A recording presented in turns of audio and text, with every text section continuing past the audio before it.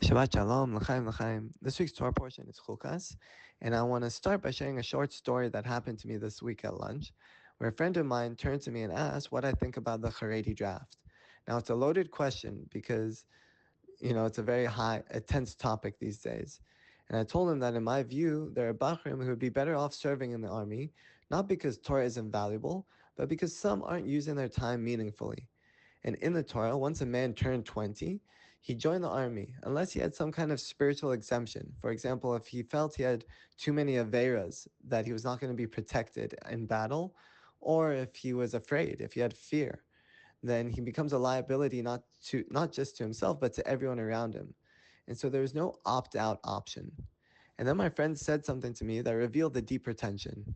He said, "Why does my son have to go and theirs don't?" And that's when it hit me. The whole debate is framed as a me versus them.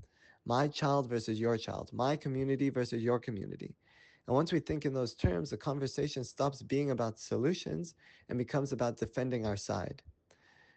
This week, there were some huge protests on this issue.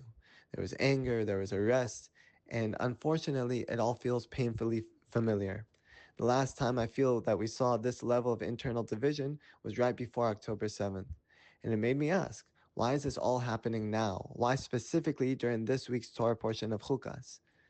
So I looked at the Torah portion, and in the parsha this week, Aharon HaKohen passes away. Now, we know that the Torah says that the entire nation mourned for him, and the reason is because Aaron didn't see factions. He saw people, he saw relationships worth repairing, and he saw a nation that was worth uniting. Aaron's greatness wasn't only in his holiness, but it was in his ability to make every Jew feel like family.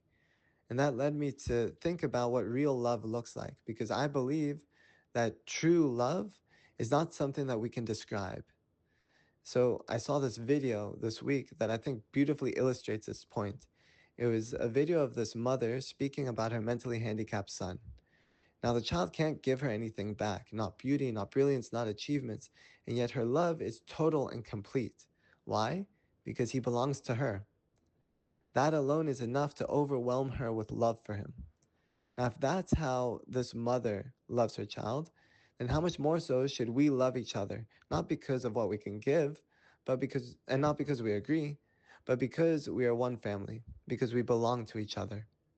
This week, I also saw another video from Kever Yosef, from the burial site of Yosef at Tzaddik, that also captured this idea. It was a video of an IDF soldier playing piano and a Charedi man singing beside him.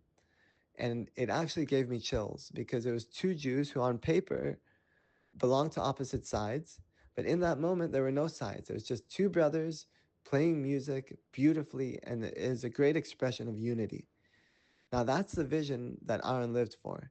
That's the vision that we need when we're discussing something as emotional as the draft. If we can shift from me versus you to discussion about us, the entire conversation changes. The whole tone shifts. We stop fighting for our camp and start fighting for our family. When we stop seeing me versus you and start seeing the family, we bring Aaron's legacy back into our lives. We bring peace into our nation. And when we open the door we open the door for Hashem to guide us through all the challenges that come our way, all the challenges that we don't yet understand.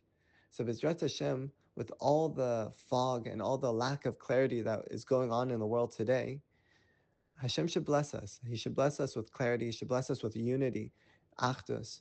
He should bless us to see each other as family, true family, so that all these discussions be productive solutions and steps forward to unifying our nation and to ultimately bringing Mashiach. Shabbat Shalom.